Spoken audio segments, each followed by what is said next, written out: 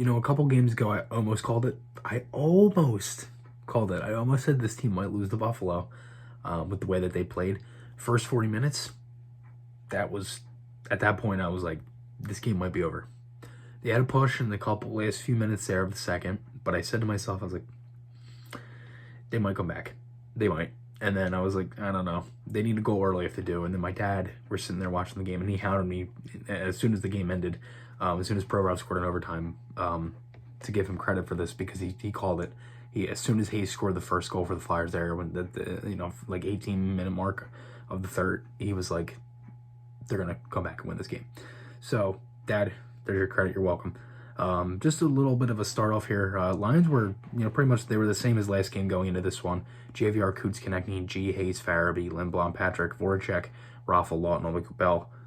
Lindblom, Patrick, and Farabee, I don't think saw a minute of ice time in the third period. They literally put the veterans out there. They put G with Coots and Jake, Hayes, JVR, TK, and then they kept the fourth line together. Those other three guys, they didn't get I don't think a single lick of ice time in that third. Provy, Braun, Sanheim, Myers, Ghost, and Morin. Moose in this one. This was Justin Braun's 700th NHL game. So congrats to Bronner there on the win, and a really good milestone there for Braun. As I said, the first 40 minutes were terrible. They had a good opening shift from the fourth line. They had no sustained offensive pressure until maybe under the 5-minute mark of the second period. They just could not do anything. They had Moose definitely kept them in the first handful of minutes here. They were getting owned. Sabres were all over them, winning literally every puck battle. How many times have we said that? Where they lose puck battles and it leads to chances for the other team. The Flyers, they go on an early penalty kill. And how many times have I said before where if this team goes on an early penalty kill, it takes them forever to get into the game. And that's pretty much what it was. That New Jersey game that I was at with my girlfriend, the Devils going to power play 30 seconds into the game. I said to her, I turned where I said to her, I was like, watch, they're going to take the whole period to get into this. And that's exactly what happened. So that happens in this first period. Could not do anything. Flyers had their first shot in a handful of minutes by Myers. They passed up about 5 or 6. So they got no offensive zone pressure. They passed up shots. They had turnovers.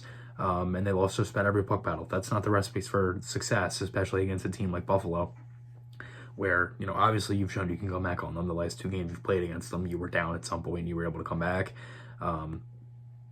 And it's still unbelievable to me how Buffalo just cannot close out a game. Like, that's got to be terrible. I mean, you literally were 20 minutes away from winning a game first time in, what, is that 18 now? It's just insane. So Buffalo scores first. Yoki Haru, wide open, far side. Morin completely missed his man, went to the net. I don't know if it was his side or Ghost side or what the hell happened, but somebody missed him. And he's wide open. The broadcasters, Jonesy and JJ, they're like, well, Moose probably could have had that. It was 5-hole. Like, I mean, yeah, but he's wide open. And I know that's what they said too, but like, oh my God. Start off the second period, Buffalo power play. Flyers had a patient penalty kill, cut that one off. 2-0. Eakin. Eakin. It says Eakin in my notes. I read Elliott. My apologies. Eakin scores off a lost puck battle by Sanheim on a dump in. He just played it so, like, he literally just like skated with the Buffalo player that picked up the puck. Like, he didn't even try to move or make the play. He played it so passive. Moose definitely should have had that one. It was right between the arm. He definitely won. He could win back. And again, Buffalo's still winning every puck battle. Flyers has some zone time, not really many shots. 3-0 Buffalo, Montour. So at that point, I'm like, okay, this is, they need a goal late in the second here because you got a couple minutes left. 2 really good shifts by the G, Coots, and Jake line. And for the third goal, they switched that up. They had to keep that up, and they did. Early in the third, Hayes, 3-1. Nice pass by Sanheim. Down by 2 now early in the third. Flyers had the momentum, dominated the whole third period. As for just, shots alone, they had 36 to end the game. I could not catch how many they had in the third period, but at one point I believe they had like 22 going into the second.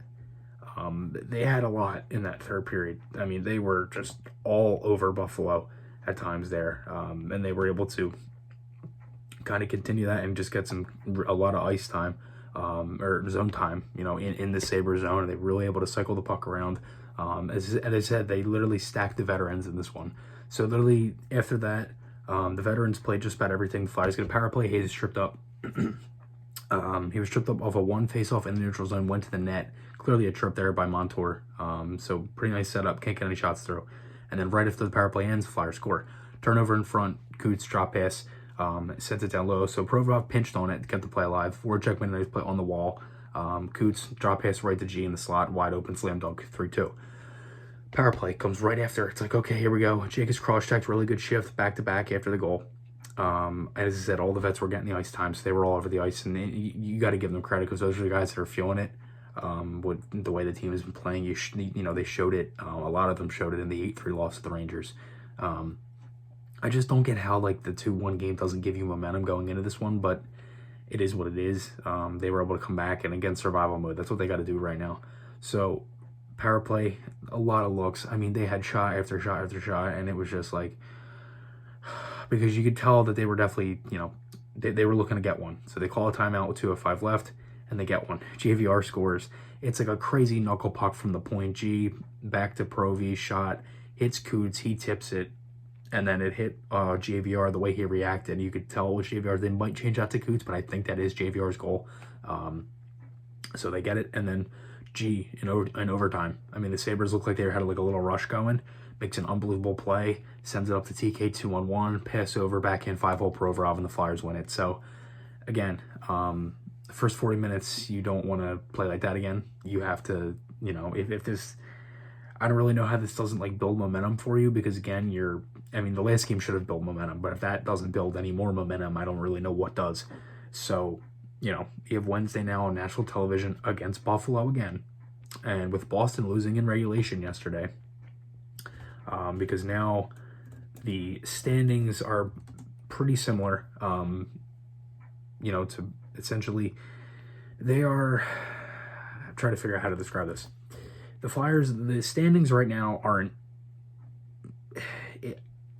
it's hard to say, it's not really going in the Flyers' favor, but if they keep winning games and they're able to keep pressing here and just kind of keep it going, it might if Boston keeps losing games, because now they have 38 points.